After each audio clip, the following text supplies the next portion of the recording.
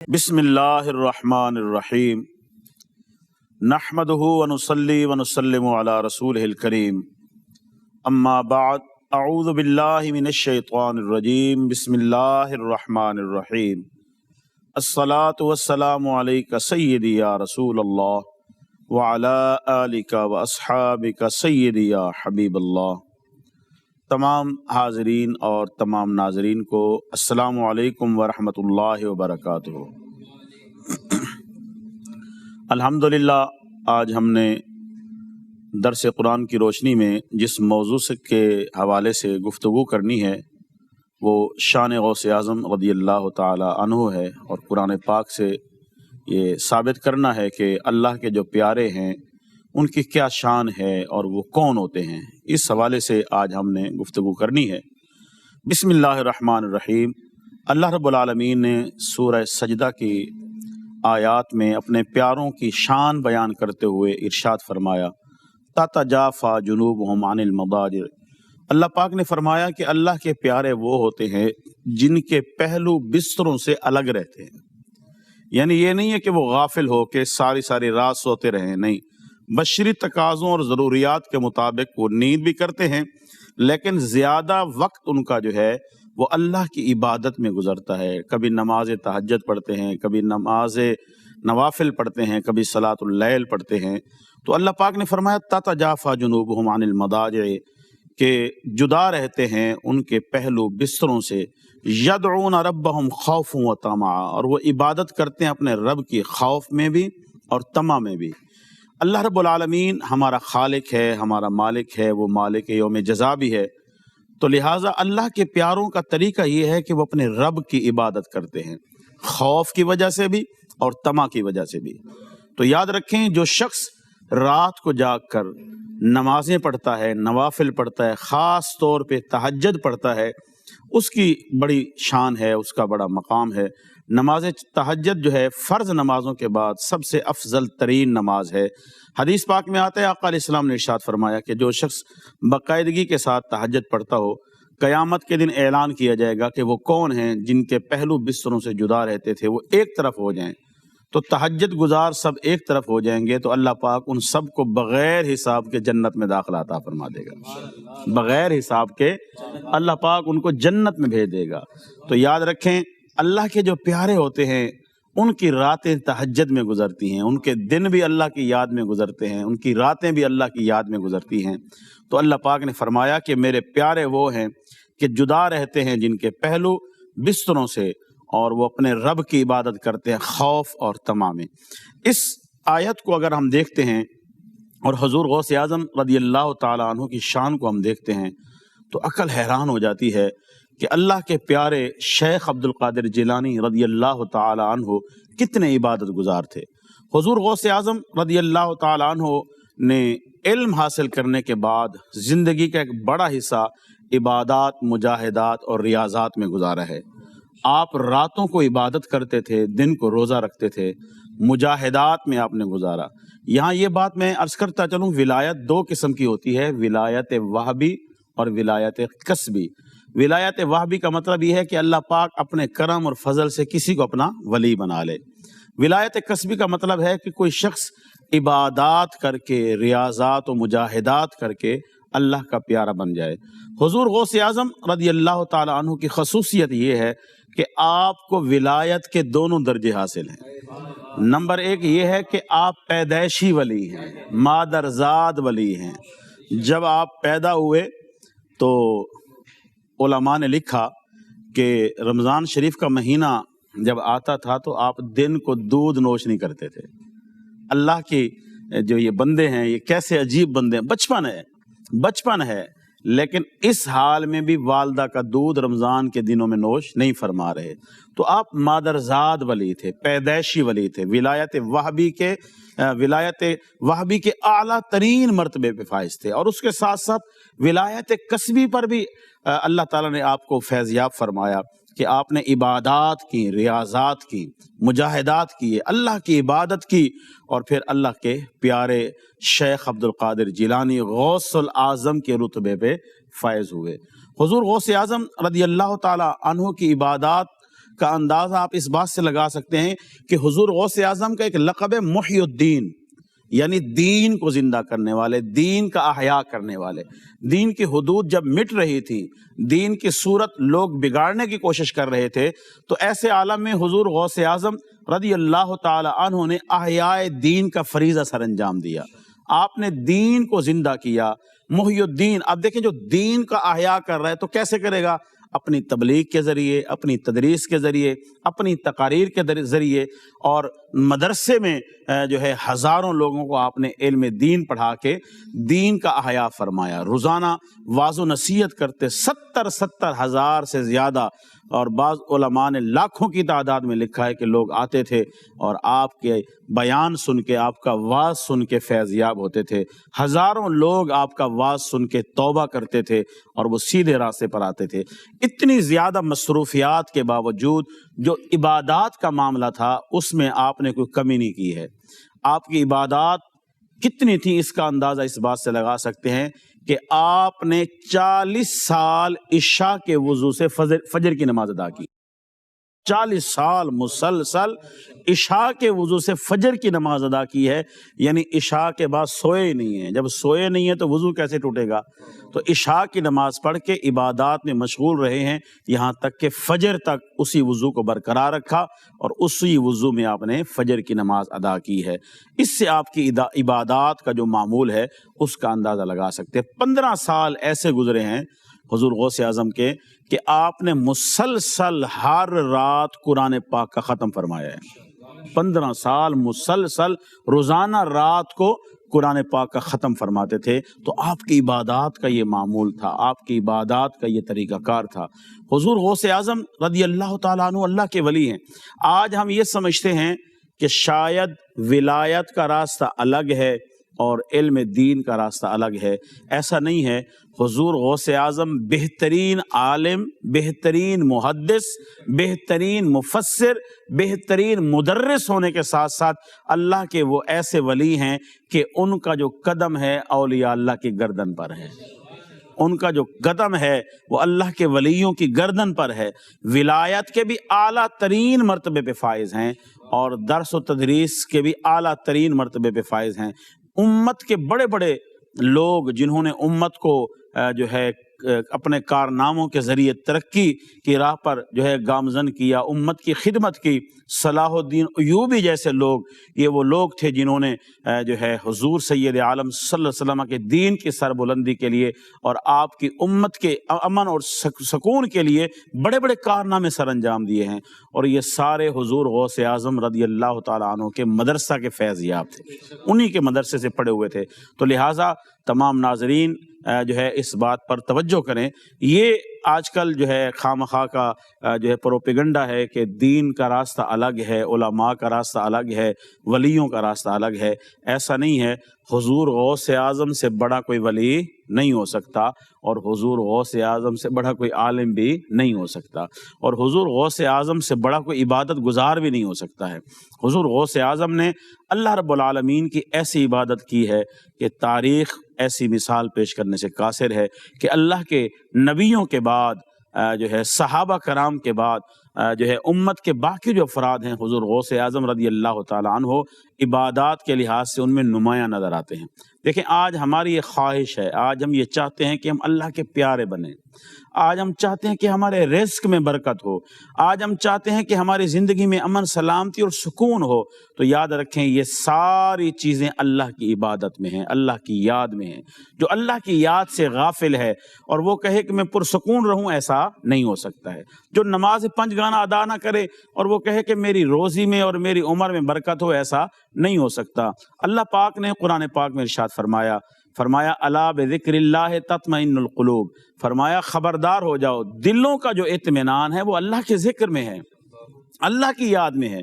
تو لہٰذا حضور غوث اعظم رضی اللہ تعالیٰ عنہ کی یہ تعلیمات ہیں کہ ہمیں اللہ کی عبادت کرنی چاہیے، اگرچہ ہم اللہ کی عبادت کا جو حق ہے وہ ادا نہیں کر سکتے، لیکن اس کے باوجود ہمیں اللہ کی عبادت کرنی چاہیے۔ اللہ کے جو فرائض ہیں، 5 وقت کی نماز ہمارے اوپر فرض ہے، اس کے علاوہ سنتیں ہیں، اس کے علاوہ نوافل ہیں، اور خاص طور پہ رات تہجد کی نماز ہے۔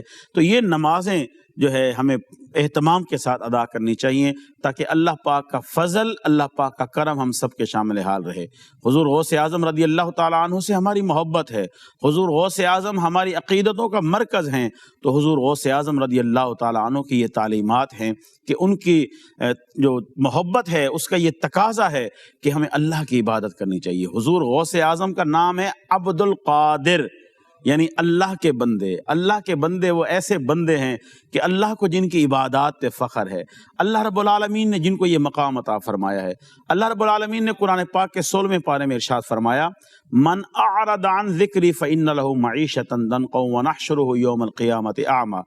اللہ پاک نے ارشاد فرمایا جو ہمارے ذکر سے منہ موڑے۔ آج دیکھیں نا، ہر شخص پریشان ہے، ہر شخص مشکلات کا شکار ہے۔ اس کی وجہ کیا ہے؟ اس کی وجہ قرآن نے بیان کی ہے۔ اللہ پاک نے فرمایا، من اعرض عن ذکری فإن له معیشۃ ضنکا ونحشرہ یوم القیامۃ اعمی۔ ارشاد فرمایا جو ہمارے ذکر سے منہ موڑ لے، نماز کے قریب نہ جائے، قرآن کی تلاوت کے قریب نہ جائے، ہمارے ذکر، ہماری یاد کے قریب نہ آئے، ہماری یاد اور ہمارے ذکر سے منہ موڑ لے، من اعرض عن ذکری، جو میرے ذکر سے منہ موڑ لے، اللہ نے فرمایا فإن له معیشۃ ضنکا، ہم اس کے لیے معیشت تنگ کر دیتے ہیں۔ دنیا کی زندگی کی جو سہولیات ہیں، دنیا کی زندگی کی جو ضروریات ہیں، اللہ نے فرمایا ہم ان کو تنگ کر دیتے ہیں۔ تو آج دیکھیں، مال ہے سکون نہیں ہے، کاروبار ہے سکون نہیں ہے، کاروبار ہے برکت نہیں ہے، ہر شخص پریشانی کا شکار ہے۔ اس کی وجہ یہی ہے کہ ہم اللہ کی یاد سے دور ہیں۔ حضور غوث اعظم رضی اللہ تعالیٰ عنہ اور اولیاء اللہ کی جو تعلیمات ہیں ہم ان سے دور ہیں۔ حضور غوث اعظم کی کیا تعلیمات ہیں؟ کیا حضور غوث اعظم کی یہی تعلیمات ہیں کہ ہم جو ہے نعرہ غوثیہ لگاتے رہیں، المدد یا غوث اعظم کہتے رہیں اور اللہ کی عبادت نہ کریں؟ ایسا نہیں ہو سکتا ہے۔ حضور غوث اعظم کی یہ تعلیمات نہیں ہیں۔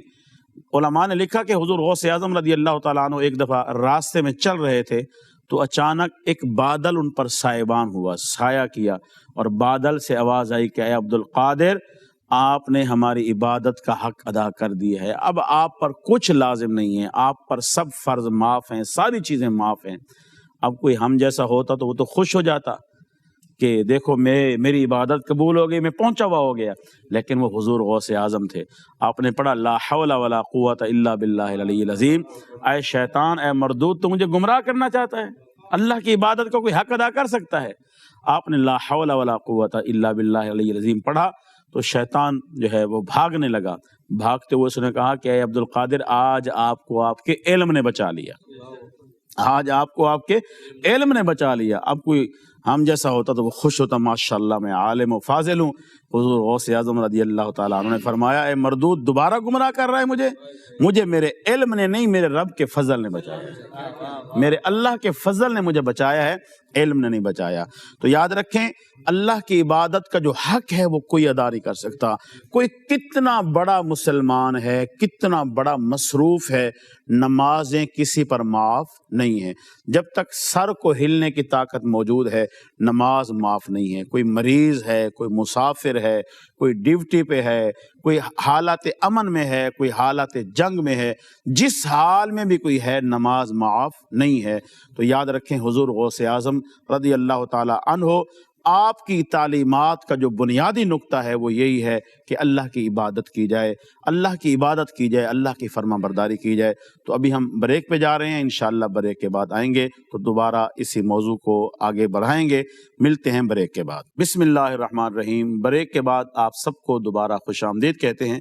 تو میں عرض کر رہا تھا، حضور غوث اعظم رضی اللہ تعالی عنہ کی تعلیمات میں سے جو بنیادی نقطہ ہے وہ ہے اللہ رب العالمین کی عبادت کا۔ تو یقیناً ہمارے ناظرین جتنے بھی ہیں سب حضور غوث اعظم سے محبت کرنے والے ہیں، سب حضور سید عالم صلی اللہ علیہ وسلم سے محبت کرنے والے ہیں، سب اللہ سے محبت کرنے والے ہیں، اولیاء اللہ سے محبت کرنے والے ہیں۔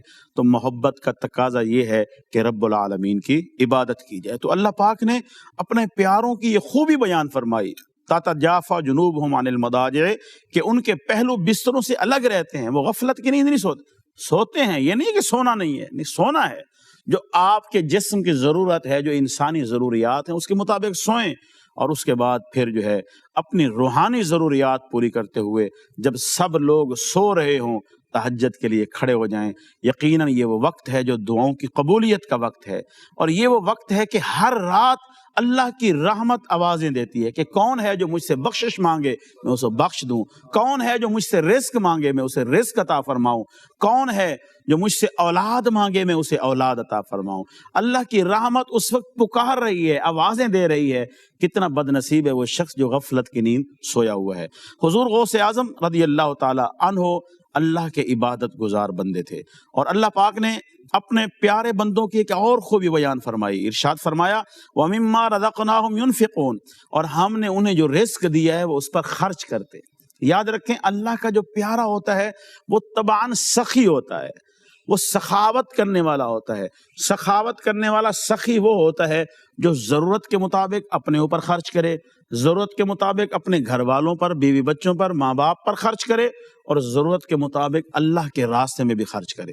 حضور سید عالم صلی اللہ علیہ وسلم نے ارشاد فرمایا، آقا علیہ السلام نے فرمایا السخی حبیب اللہ، جو سخی ہوتا ہے نا وہ اللہ کا محبوب ہوتا ہے۔ سخی اللہ کا محبوب ہوتا ہے۔ قریب من الناس قریب من الجنہ، لوگوں کے بھی قریب ہوتا ہے، جنت کے بھی قریب ہوتا ہے، یعنی اسے لوگوں کا قرب بھی ملتا ہے اور جنت کا قرب بھی ملتا ہے۔ بعید من النار، جہنم سے وہ دور ہو جاتا ہے۔ اور جو بخیل اور کنجوس ہوتا ہے، حضور نے ارشاد فرمایا وہ جو ہے اللہ کا محبوب نہیں ہوتا، اسے اللہ کی محبت نصیب نہیں ہوتی۔ بخیل کو اللہ کی محبت نصیب نہیں ہوتی۔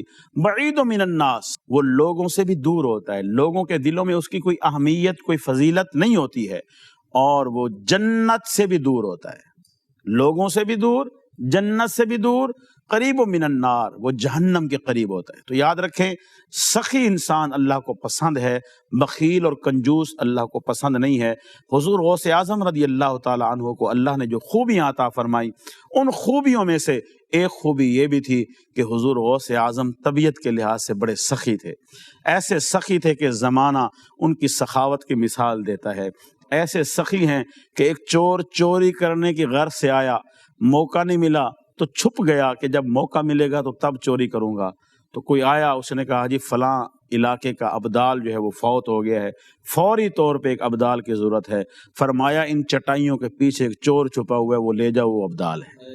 تو یہ سخاوت کا عالم ہے کہ چور چوری کرنے کی نیت سے آیا ہے، حضور غوث اعظم نے اسے ابدال بنا دیا ہے، چور کو ابدال بنا دیا ہے، چور کو اللہ کا پیارا بنا دیا ہے۔ تو یہ سخاوت کا انداز ہے۔ حضور غوث اعظم رضی اللہ تعالیٰ عنہ نے ساری زندگی مال جمع نہیں کیا ہے۔ حضور غوث اعظم رضی اللہ تعالیٰ عنہ نے ساری زندگی اللہ کے دین کی خدمت کی ہے، اپنی جان سے بھی اللہ کے دین کی خدمت کی ہے، اپنے مال سے بھی اللہ کے دین کی خدمت کی ہے، اور اپنی اولاد سے بھی اللہ کے دین کی خدمت کی ہے۔ انہوں نے اولاد کو بزنس مین نہیں بنایا، تجارت نہیں سکھائی، اولاد کی یہ تربیت فرمائی کہ وہ دین کے خادم بنے۔ اولاد یہ نہ ہو کہ صاحبزادے بن کے ہاتھ چمواتے رہیں، بلکہ دین کے خادم بن کے زندگی گزاریں۔ اور حضور غوث اعظم رضی اللہ تعالیٰ عنہ نے دین کی خاطر سب کچھ قربان کیا۔ آپ کی والدہ آپ کے لیے جو اخراجات بھیجتی تھی، جو خرچہ بھیجتی تھی، آپ کے ماموں جو خرچہ بھیجتے تھے، وہ جب آپ کے پاس پہنچتا آپ اس کو غرباء میں تقسیم کر دیتے۔ جو دوسرے ساتھی ہوتے تھے غریب مسکین، ان میں آپ اس کو تقسیم کر دیتے تھے، اور پھر خود کبھی درختوں کے پتے کھا کے گزارا کرتے، کبھی جو ہے سوکھی روٹیاں کھا کے گزارا کرتے۔ مختلف طریقوں سے آپ گزارا کر کے جو ہے طالب علمی کے دور میں آپ نے علم حاصل کیا، اور کئی دن آپ نے بھوک میں بھی گزارے ہیں، لیکن جب کچھ آتا تو اللہ کے راستے میں خرچ کر دیتے، جب کچھ آتا تو طلباء کو، مساکین کو وہ بانٹ دیتے۔ تو یاد رکھیں اللہ کے پیاروں کی یہی خوبی ہوتی ہے، یہی خوبی ہوتی ہے کہ وہ اللہ کے راستے میں خرچ کرتے ہیں۔ اور قرآن پاک میں اللہ پاک نے مومنوں کی خوبی یہ بیان فرمائی ہے، یؤثرون علی انفسہم ولو کان بہم خصاصہ، کہ مومن کی خوبی یہ ہے کہ مومن دوسرے مومن کو اپنے اوپر ترجیح دیتا ہے، اگرچہ اسے خود بھی ضرورت کیوں نہ ہو۔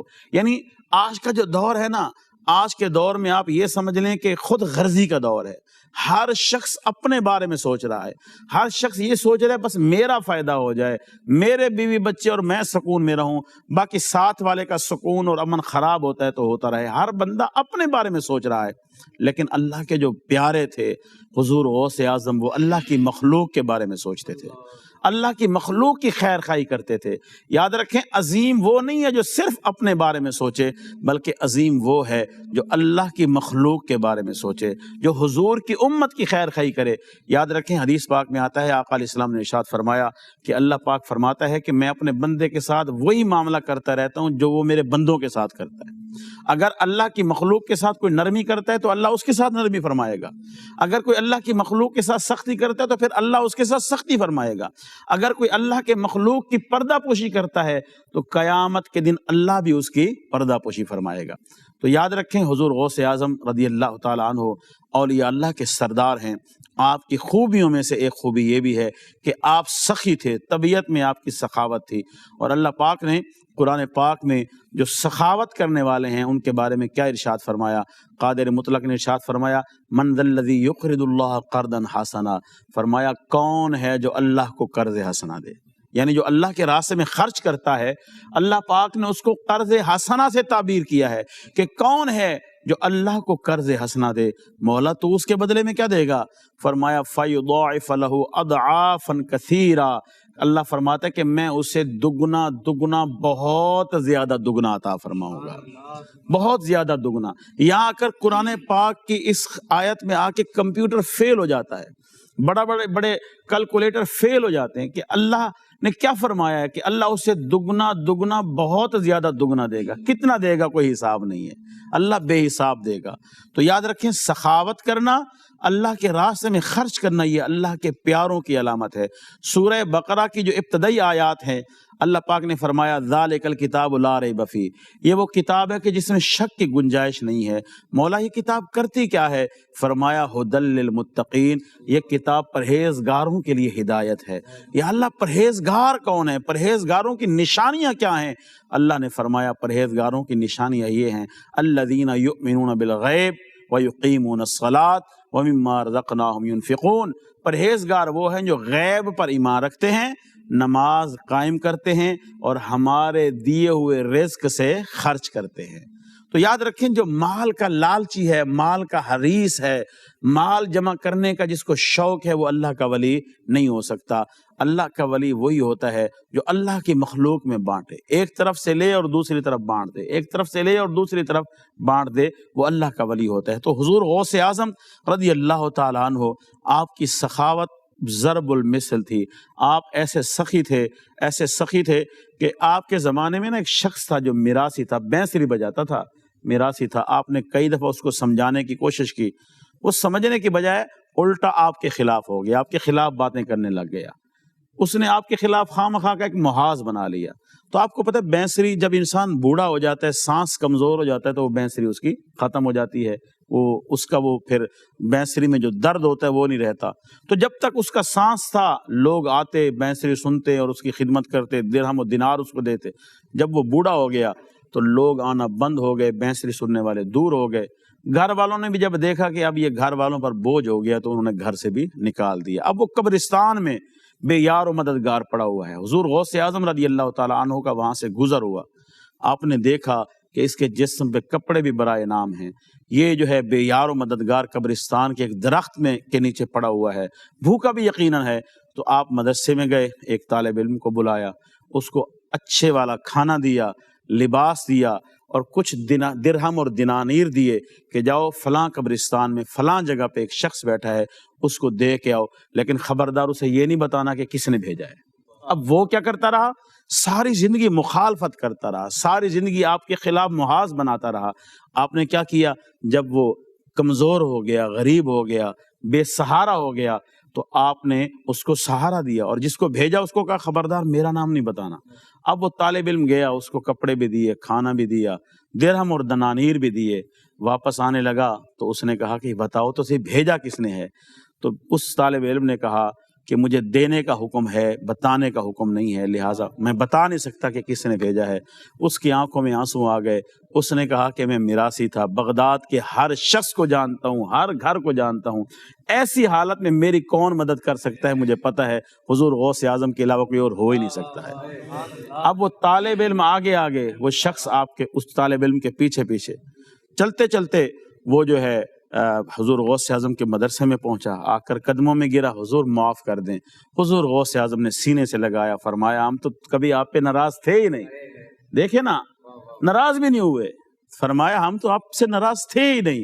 تو حضور غوث اعظم رضی اللہ تعالی عنہ نے اس کو سینے سے لگایا، فرمایا آپ ہمارے مدرسے میں رہیں، آپ ہمارے مہمان بن کے رہیں۔ تو اس نے روتے ہوئے عرض کی کہ اے شیخ عبد القادر جیلانی، کیا اس حال میں بھی اللہ مجھے معاف کر دے گا، میری بخشش ہو جائے گی؟ حضور غوث اعظم نے کہا وہ تو کریم ہے، وہ بخشنے کے لیے عمر تھوڑی دیکھتا ہے، وہ بخشنے کے لیے گناہ تھوڑی دیکھتا ہے۔ کوئی بھی شخص کسی بھی حال میں اگر سچے دل سے توبہ کر لے تو اللہ پاک اس کو معاف فرما دیتا ہے۔ تو اس شخص نے توبہ کی اور اللہ پاک نے اس کو معاف فرمایا، اور اس نے دعا کی مولا اگر تو نے میری توبہ قبول کر لی ہے تو مجھے جلدی سے وفات دے دے، مجھے اپنے پاس بلا لے۔ تو اس شخص کو وفات ہو گئی۔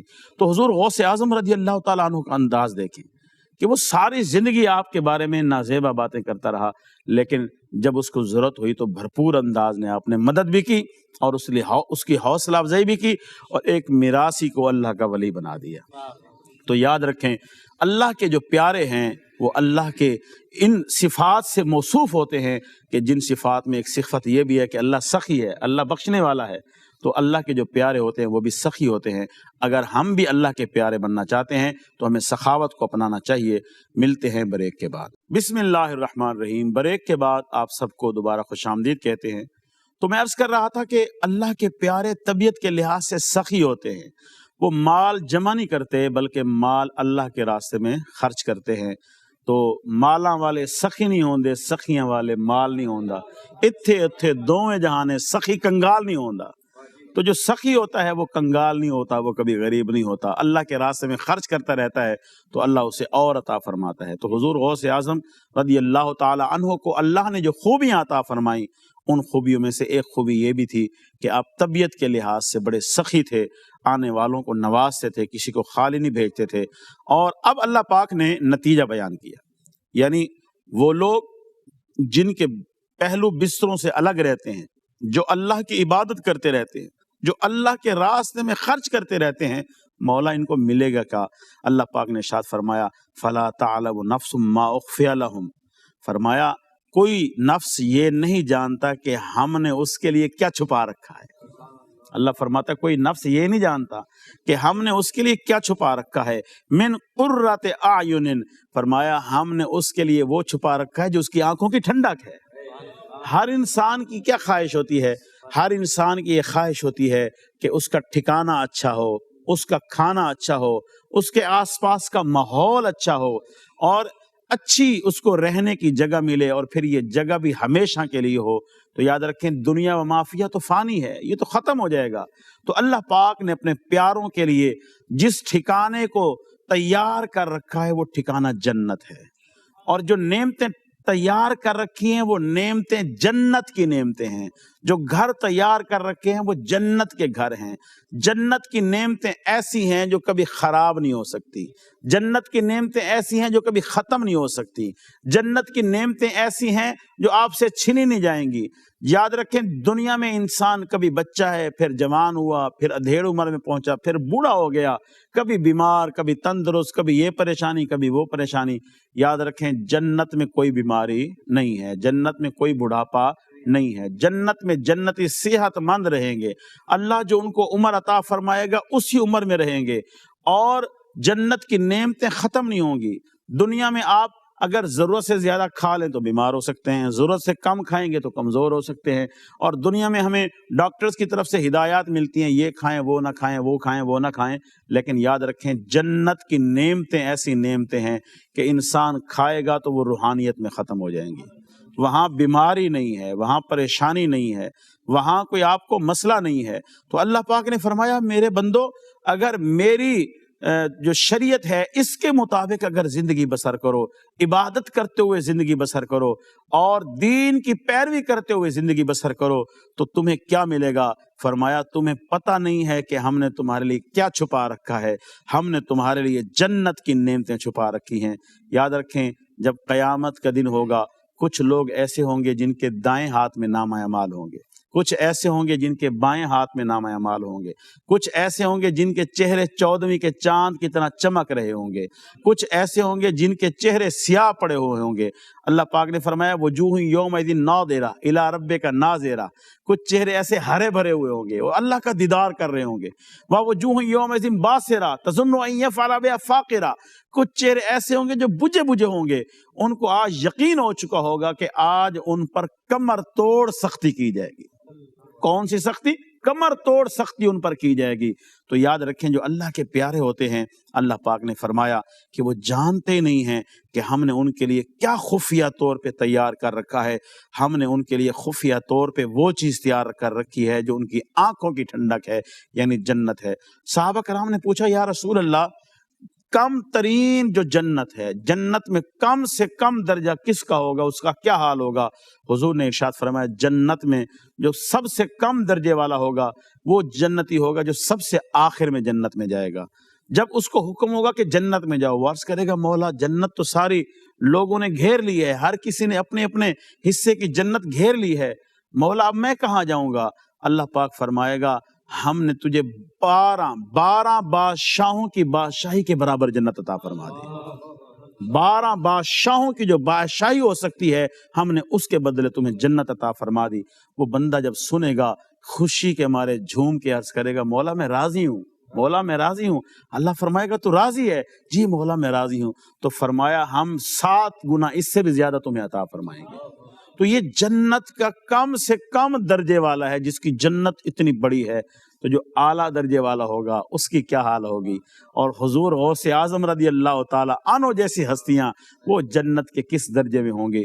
تو یاد رکھیں انسان اللہ کا جتنا وفادار ہوگا، انسان حضور سید عالم صلی اللہ تعالی علیہ وسلم کا جتنا وفادار ہوگا، انسان دین کا جتنا وفادار ہوگا، اللہ کی بارگاہ میں اس کا مقام بھی اتنا زیادہ بلند ہوگا۔ تو یاد رکھیں کامیاب وہ نہیں ہے کہ جس نے بہت سارا مال اکٹھا کر لیا، کامیاب وہ بھی نہیں ہے کہ جس نے اچھا گھر بنا لیا، کامیاب وہ بھی نہیں ہے کہ جس نے اپنی اولاد کو دنیا میں سیٹ کر لیا، بلکہ کامیاب کون ہے؟ اللہ نے فرمایا قد افلح من تزکا وذکر اسم ربہ فصلی، فرمایا کامیاب وہ ہے جس نے اپنے دل کو پاک کر لیا، جس نے دل کو پاک کر لیا وہ کامیاب ہے۔ وذکر اسم ربہ، جس نے اپنے رب کے نام کا ذکر کیا وہ کامیاب ہے۔ فصلی، اور جس نے نماز پڑھی وہ کامیاب ہے۔ تو کامیابی کیا ہے؟ اپنے دل کو پاک کریں، اپنے رب کے نام کا ذکر کریں اور نماز پڑھیں۔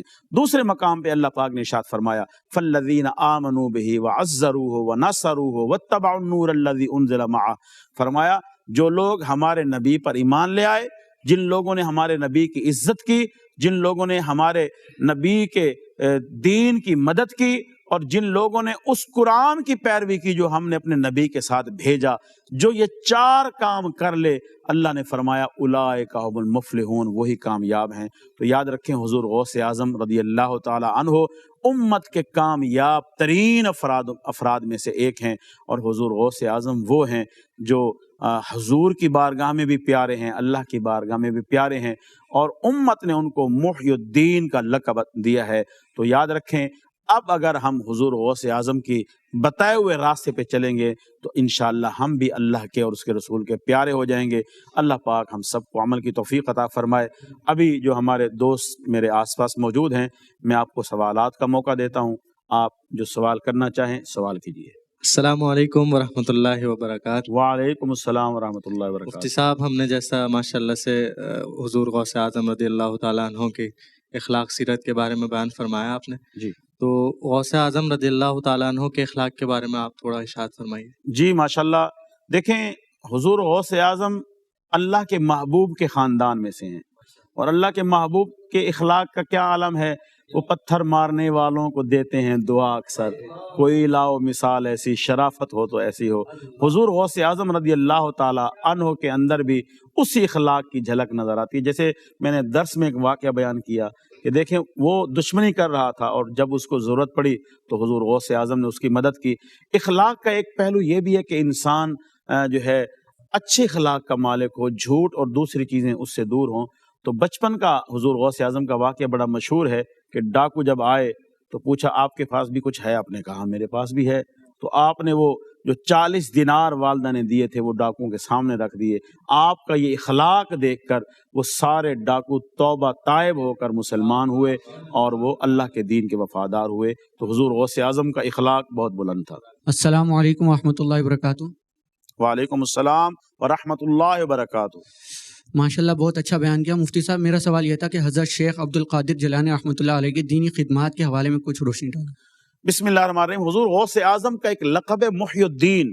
محی الدین کا مطلب ہے دین کو زندہ کرنے والا۔ تو اس کی وجہ یہ ہے کہ حضور غوث اعظم رضی اللہ تعالی عنہ کے دور سے پہلے مختلف خلفاء اور مختلف جو دنیا دار لوگ تھے، ان کے غلبے کی وجہ سے دین کی کئی چیزیں جو ہیں لوگوں نے بگاڑ دی تھیں، دین کے کئی احکام لوگوں نے مٹانے کی ناکام کوشش کی ہوئی تھی۔ تو حضور غوث اعظم رضی اللہ تعالی عنہ آئے اور آپ نے دین کا احیاء فرمایا، اس لیے آپ کو محی الدین کہتے ہیں۔ دین کا احیاء آپ نے کیسے کیا؟ آپ نے ایک بہت بڑا مدرسہ قائم کیا، وہاں لوگوں نے آپ سے علم حاصل کیا۔ اس کے ساتھ ساتھ آپ جو ہے واعظ و نصیحت کرتے تھے، حضور سید عالم صلی اللہ علیہ وسلم کے حکم کے مطابق آپ بیان کرتے تھے، تقریر کرتے تھے۔ ہزاروں لوگ آپ کی تقریر سنتے، آپ کا بیان سنتے، اور جو ہے آپ کا بیان سننے کے بعد وہ توبہ کرتے اور سیدھے راستے پر چل پڑتے۔ تو دین کی خدمات کے حوالے سے حضور غوث اعظم کا نام جو ہے نمایاں ہے۔ اچھا، آپ نے کتابیں بھی لکھی ہیں، کتابوں کے ذریعے آپ نے بدعات اور گمراہیاں جو لوگوں میں پھیل چکی تھیں ان کا بھی آپ نے کلا کما کیا۔ تو اس حوالے سے جو ہے حضور غوث اعظم رضی اللہ تعالیٰ عنہ کی نمایاں خدمات ہیں، جس کی وجہ سے امت نے آپ کو محی الدین کہا ہے۔ بسم اللہ الرحمن الرحیم۔ مفتی صاحب بہت خوبصورت گفتگو آپ فرما رہے ہیں۔